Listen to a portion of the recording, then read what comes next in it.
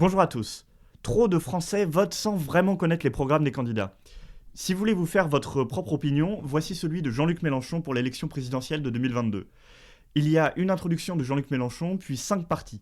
La version écrite est disponible sur le site mélenchon2022.fr et en librairie. Bonne écoute.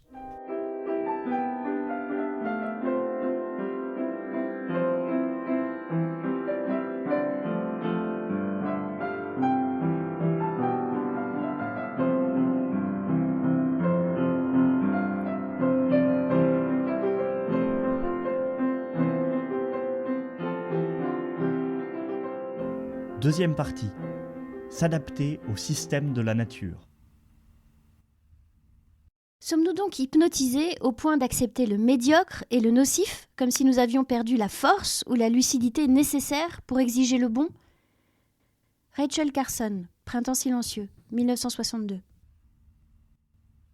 Le comportement borné des hommes en face de la nature conditionne leur comportement borné entre eux.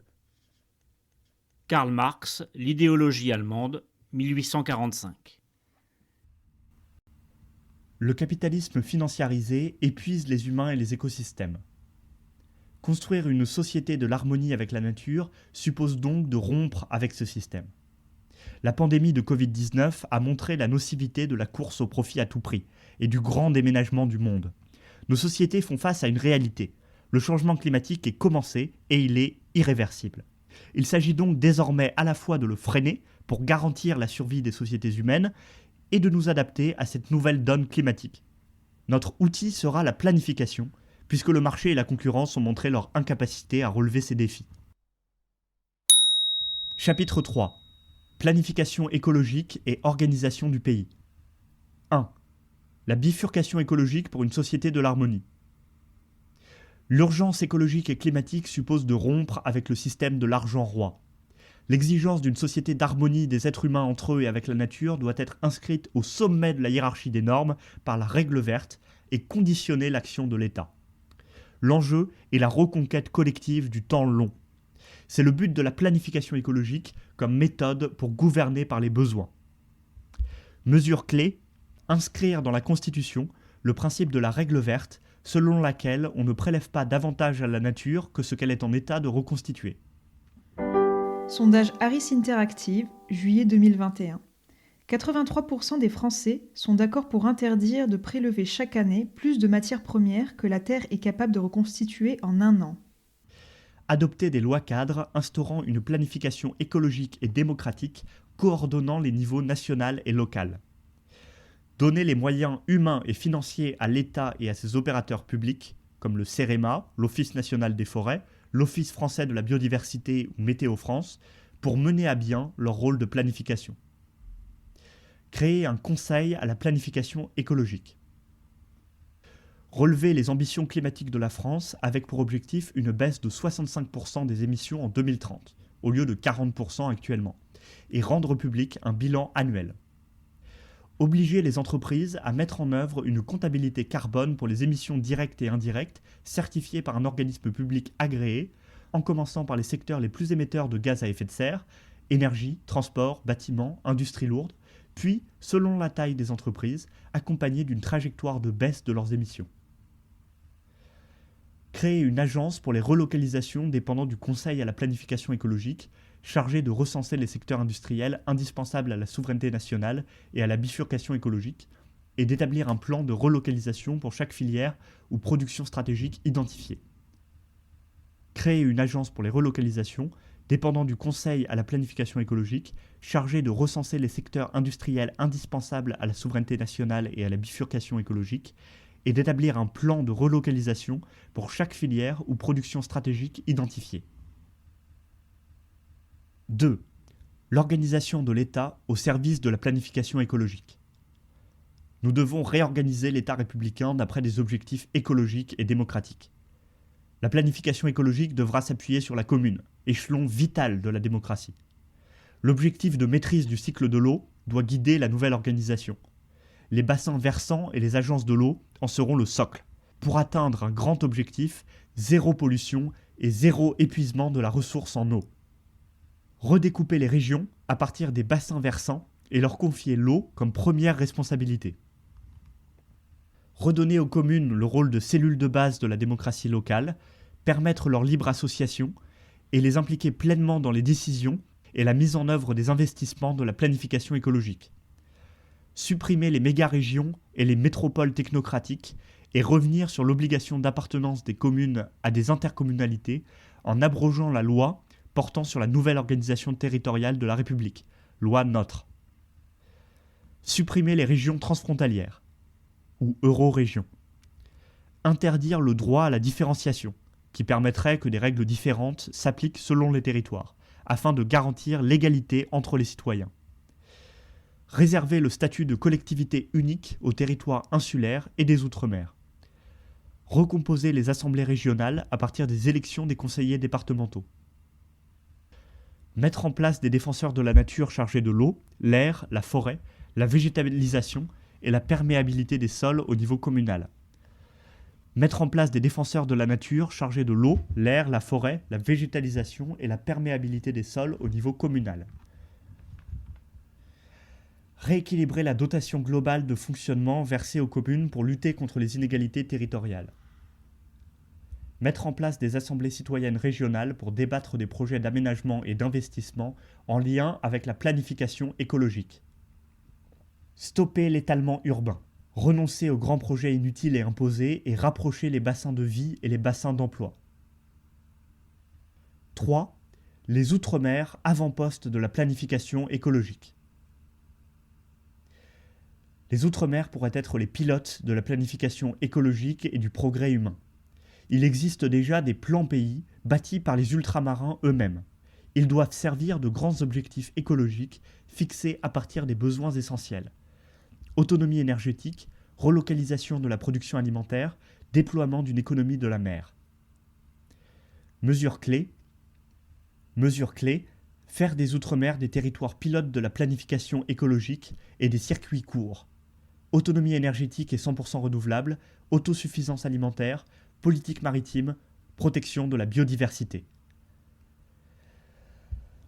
Instaurer un bouclier douanier via une taxe kilométrique en faveur des productions locales à faible empreinte écologique. Appliquer une préférence commerciale pour les produits ultramarins vers l'Hexagone et l'Europe et nouer des partenariats commerciaux équilibrés avec les voisins régionaux.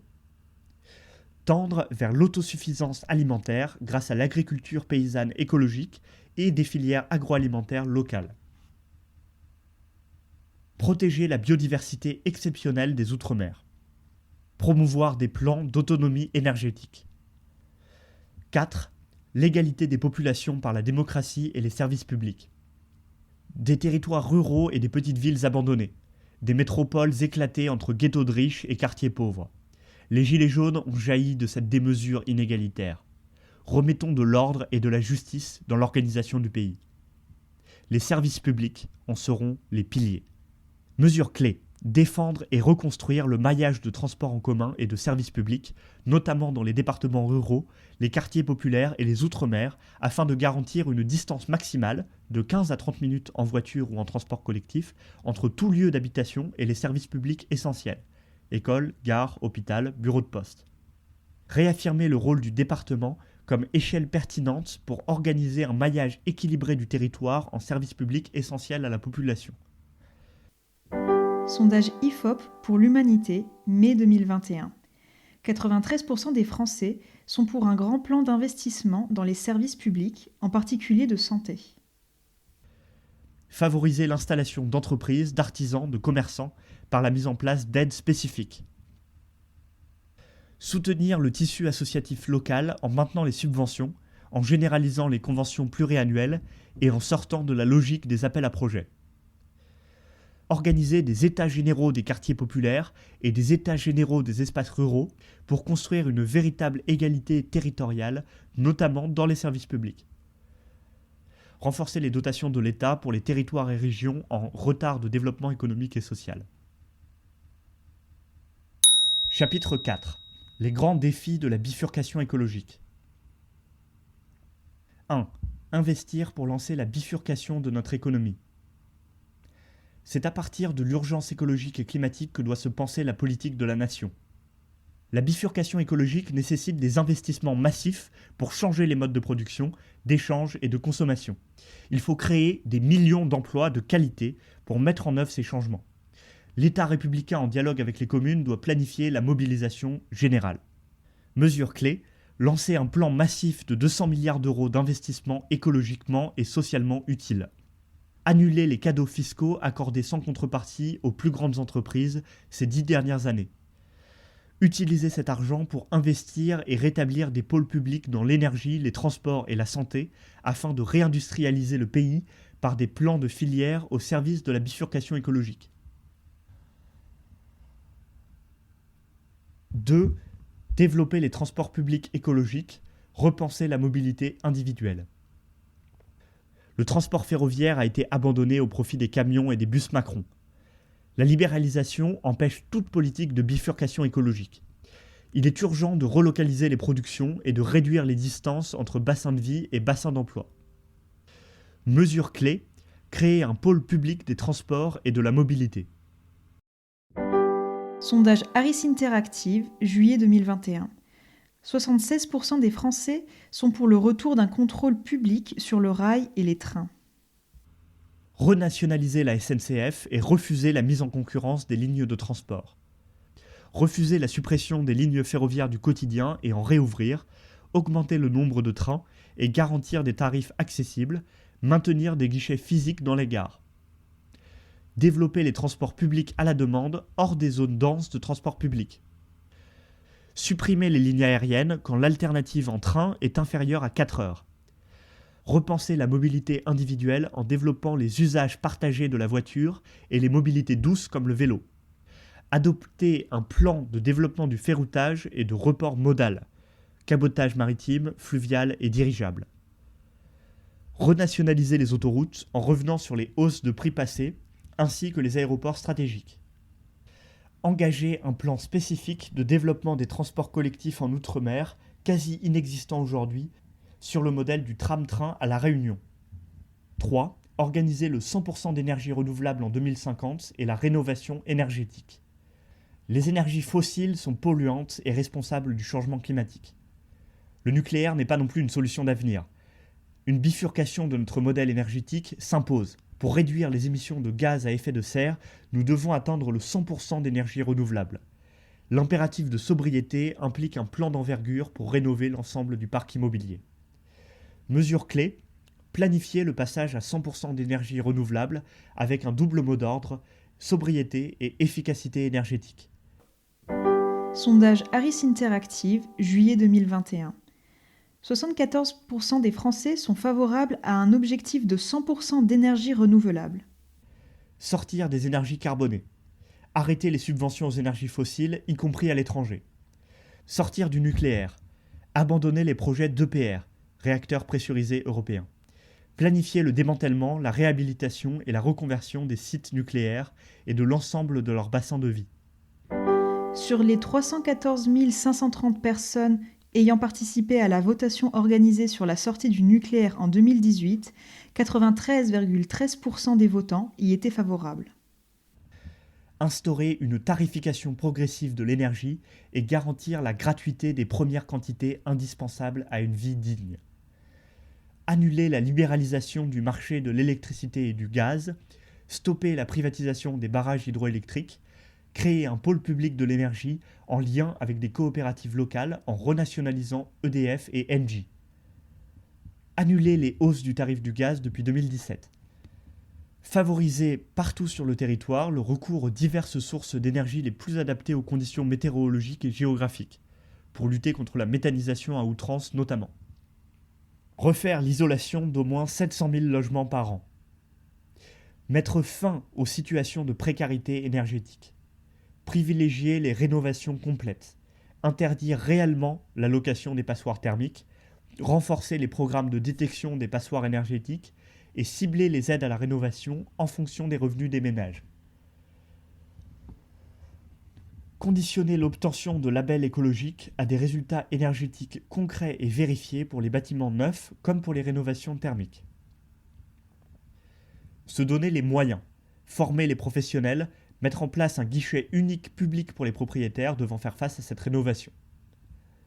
Réduire l'impact écologique des travaux.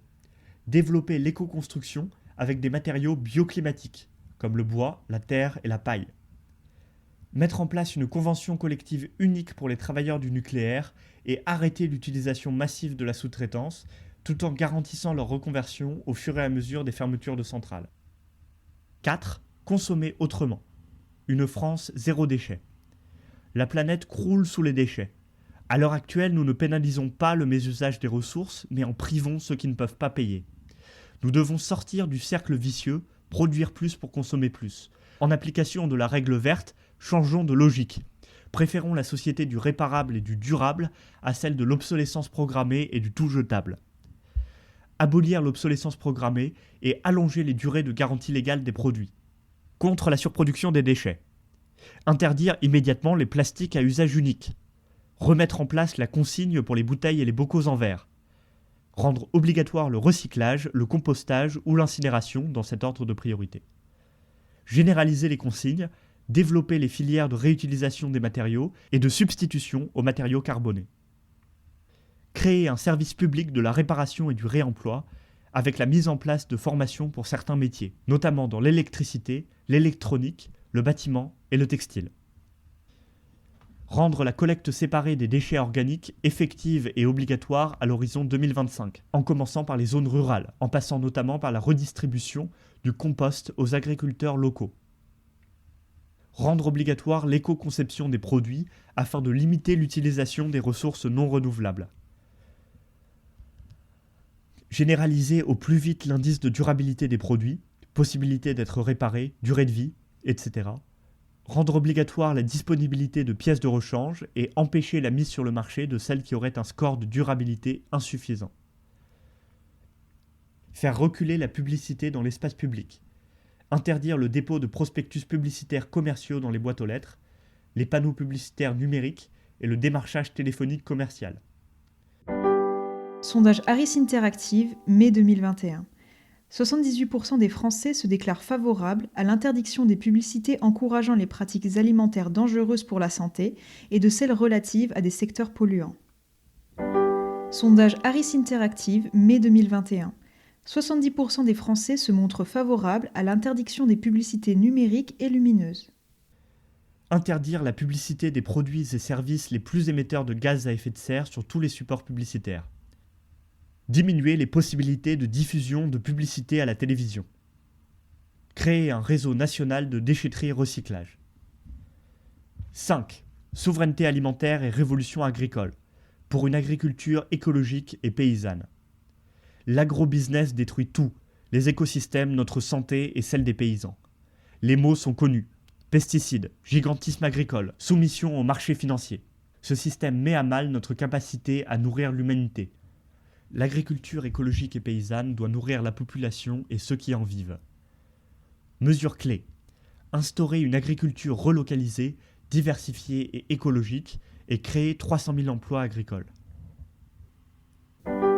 Sondage Harris Interactive, juillet 2021. 86% des Français sont favorables à un plan de création de 300 000 emplois dans l'agriculture. Garantir des prix rémunérateurs par des produits planchers pour les agriculteurs, interdire les ventes à perte et mettre en place une caisse de défaisance pour reprendre les dettes agricoles des convertis au 100% bio. Refondre la PAC, politique agricole commune, et orienter les aides publiques agricoles pour favoriser la production écologiquement soutenable, l'intensité en main-d'œuvre des exploitations et le développement des protéines végétales. Faire une réforme agraire pour encourager l'installation de nouveaux agriculteurs et permettre le développement d'un tissu de nombreuses exploitations à taille humaine. Lutter contre l'artificialisation des sols pour empêcher la disparition de surfaces agricoles utiles. Planifier la réduction progressive des doses d'engrais et de pesticides, interdire immédiatement les plus dangereux, comme le glyphosate et les néonicotinoïdes. Sondage IFOP, février 2019. 89% des Français sont favorables à une loi pour l'interdiction du glyphosate. Instaurer un protectionnisme écologique en fonction des conditions de production et de rémunération du travail agricole. encadrer les prix alimentaires par des prix maximaux établis par un coefficient multiplicateur et limiter les marges de la grande distribution. Développer les circuits courts pour réduire la circulation des marchandises et l'utilisation d'emballages. 6. En finir avec la malbouffe. Nous sommes confrontés à une épidémie de maladies chroniques, diabète, obésité et de cancer. L'agro-industrie et ses produits vendus à grand renfort d'additifs et de publicité en sont une cause majeure. Les plus pauvres en sont les premières victimes. En finir avec la malbouffe est un enjeu de santé publique. Nous avons les moyens de produire autrement pour nous nourrir tous et mieux. Mesure clé, créer un ministère de la production alimentaire. Interdire d'urgence les additifs les plus controversés. Limiter la liste des additifs autorisés à ceux admis dans l'agriculture biologique. Fixer des taux maximaux de sel, de sucre et d'acides gras saturés dans les aliments transformés et garantir l'application de la loi, y compris dans les Outre-mer. Sondage IFOP, février 2019. 91% des Français sont favorables à une loi pour limiter la malbouffe. Rendre le Nutri-Score, étiquetage nutritionnel, obligatoire pour en finir avec la désinformation de la grande distribution. Interdire la publicité alimentaire sur tous les supports, radiophoniques, audiovisuels et électroniques, à destination des enfants et adolescents. Créer une heure hebdomadaire d'éducation à la nutrition, de la maternelle au collège. Expérimenter une garantie universelle d'accès à des aliments choisis, comme premier jalon d'une sécurité sociale de l'alimentation. Expérimenter une garantie universelle d'accès à des aliments choisis, comme premier jalon d'une sécurité sociale de l'alimentation. Garantir en permanence l'accès à 5 fruits et légumes de saison à prix bloqué. Porter l'alimentation dans la restauration collective à 100% biologique et local, réduire la part des protéines carnées au profit des protéines végétales et y imposer une option végétarienne quotidienne. Chapitre 5. Protection des biens communs. 1. Collectiviser les biens fondamentaux. Une minorité veut vendre au marché jusqu'aux biens les plus essentiels à la survie humaine.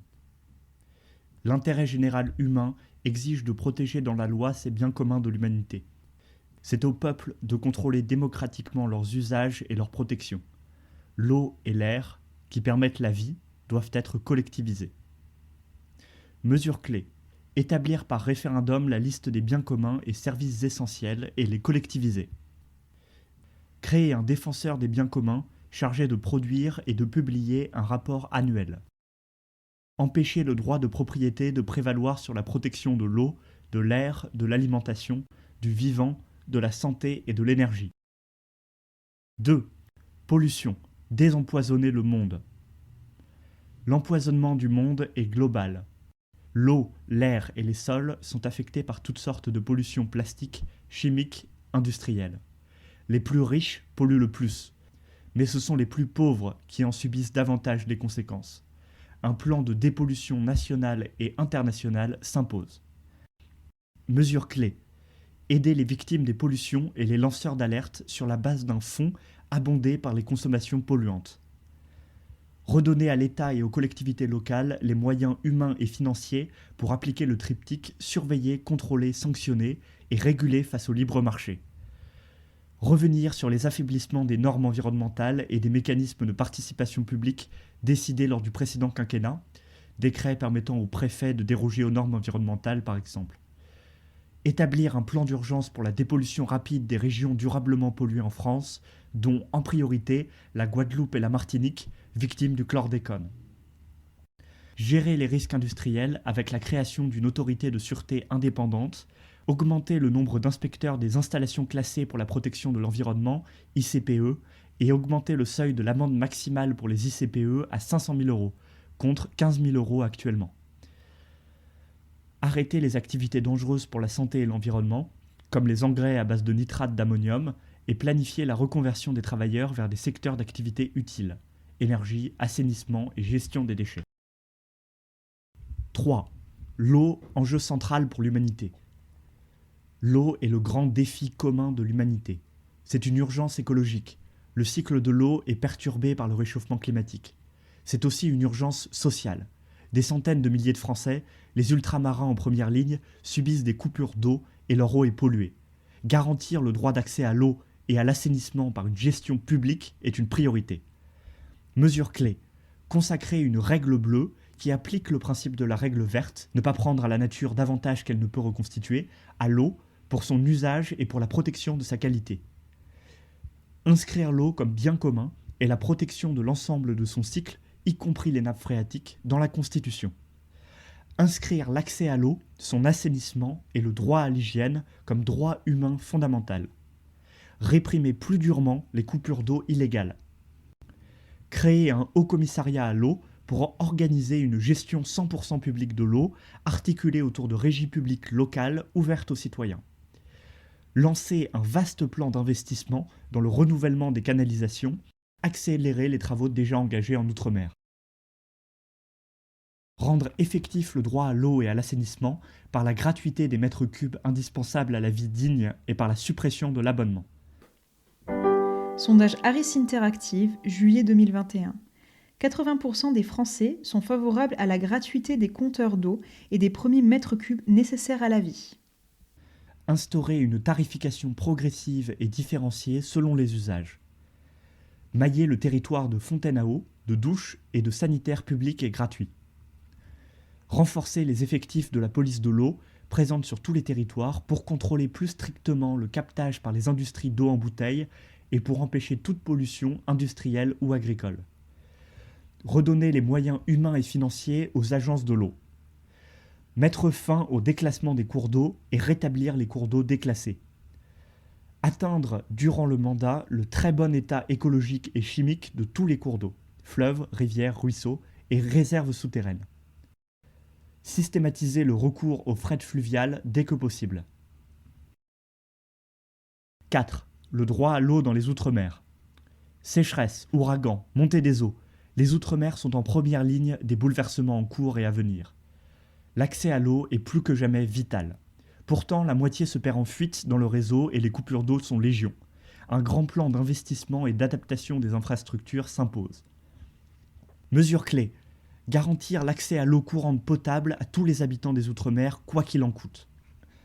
Rétablir une distribution d'eau de bonne qualité et en volume suffisant dans les territoires d'Outre-mer où le service public de l'eau est défaillant.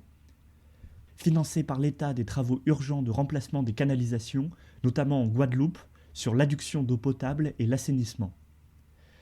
Adopter la régie comme mode de gestion de l'eau et de l'assainissement, et prévoir des sanctions conséquentes lorsque les délégataires, concessionnaires et fermiers ne remplissent pas leurs obligations contractuelles, notamment en matière d'entretien des réseaux. Déclencher en cas de pénurie un plan visant à la distribution de bouteilles d'eau, plan hors sec eau, et plafonner leur prix dans tous les endroits où le service public de l'eau potable et de l'assainissement est défaillant. Annuler la dette citoyenne résultant du problème de facturation des anciens opérateurs et ou résultant d'impayés pour services non rendus, et cesser le recouvrement forcé de celle-ci. Garantir que ni la dette existante, ni les investissements à venir des opérateurs de l'eau ne seront répercutés sur la facture des usagers de l'eau.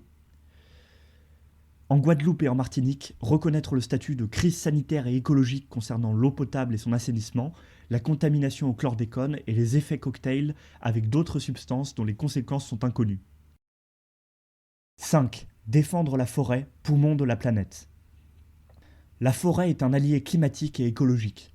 Pour qu'elle le reste, il faut s'opposer à l'industrialisation et à la marchandisation de la forêt.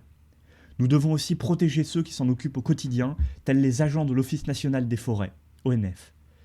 Le développement d'une filière bois française soutenable et créatrice d'emplois est possible. Mesure clé, interdire les coupes rases, sauf en cas d'impasse sanitaire avérée. Augmenter les moyens humains et financiers de l'Office national des forêts pour stopper sa privatisation et lui permettre d'assurer ses missions, y compris d'accueil du public. Inciter à la création de coopératives de petits producteurs et au groupement de la gestion de parcelles forestières privées. Améliorer les conditions de travail des forestiers. Interdire le travail détaché. Augmenter les salaires des forestiers. Préserver le droit à la retraite anticipée. Augmenter la part des forêts publiques, notamment par la création d'un droit de préemption publique avec des budgets suffisants et la réquisition des parcelles abandonnées. Favoriser la diversification en essence et en âge pour des forêts résilientes au changement climatique. Reconstruire tout le secteur de la transformation du bois avec l'objectif de diversifier les essences et de développer les circuits courts en mettant en place une formation professionnelle publique. Rétablir des scieries et encadrer les exportations de bois. Encadrer l'usage du bois dans la production d'énergie et favoriser son usage durable dans la construction. Laisser au niveau national 25% de la surface de la forêt française en libre évolution. Rompre avec les accords commerciaux participant de l'augmentation de la déforestation importée. Assurer une traçabilité complète des importations afin de bannir de la commande publique celles liées à la déforestation et contraindre les entreprises à exclure ces produits de leurs approvisionnements. Accroître la coopération internationale afin de lutter contre les pratiques illégales qui détruisent les forêts, trafic de bois, orpaillage et mines. Renforcer les moyens humains et matériels de lutte contre les feux de forêt. 6. Rompre avec la maltraitance animale. La cruauté infligée aux animaux par notre modèle agricole productiviste et le retour des grandes pandémies comme le Covid-19 sont liés. La lutte contre la maltraitance animale est un aspect central de la quête d'harmonie avec la nature. Rompre avec le système économique qui abaisse les êtres sensibles au rang de marchandises est un progrès pour l'humanité. Mesure clé, interdire les fermes-usines. Sondage Harris Interactive, mai 2021. 59% des Français soutiennent l'interdiction des fermes-usines en France, c'est-à-dire des fermes organisées sur un modèle de production industrielle accueillant une concentration élevée d'animaux. Limiter les temps de transport des animaux vivants. Interdire les pratiques cruelles, poules et lapins en batterie, broyage des poussins, ablation de la queue, etc. Interdire tous les élevages de production de fourrure immédiatement pour les élevages de visons. Déterminer de nouvelles normes pour améliorer les conditions d'élevage. Accès à l'air libre, pâturage, densité, surface minimale. Orienter la recherche vers des méthodes substitutives et éthiques qui permettraient de ne plus expérimenter sur les animaux. Interdire les pratiques de chasse et de loisirs cruels pour les animaux, comme le déterrage, les chasses à courre, les combats de coqs ou les spectacles incluant des animaux sauvages. 7. Sauver l'écosystème et la biodiversité. L'activité humaine est à l'origine de la 6e extinction de masse. La biodiversité recule à cause du changement climatique, des pollutions, de la déforestation. Sa préservation se joue au niveau international par la création de normes communes et contraignantes. Elle se joue aussi à l'échelle nationale. La France doit montrer l'exemple. Mesure clé, interdire les dépôts de brevets sur des organismes vivants pour empêcher l'appropriation d'espèces animales et végétales par les entreprises privées. À l'échelle globale, refuser les organismes génétiquement modifiés, OGM, mettre fin aux accords commerciaux et internationaux dont les conséquences affectent le climat et la biodiversité. En France, protéger concrètement les habitats et les espèces, bannir les pesticides en commençant par les interdire autour des zones habitées, lutter contre l'artificialisation des sols en empêchant notamment la multiplication des entrepôts géants, gérer durablement l'eau par de la dépollution et par la constitution de régies publiques.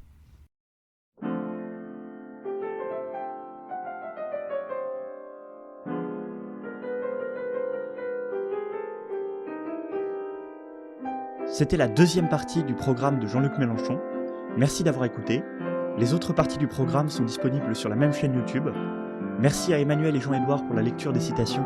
Merci à Loïssa pour la lecture des sondages. Et merci à Marie pour la musique. N'oubliez pas de vous inscrire sur les listes électorales avant le 4 mars 2022 et d'aller voter les 10 et 24 avril 2022.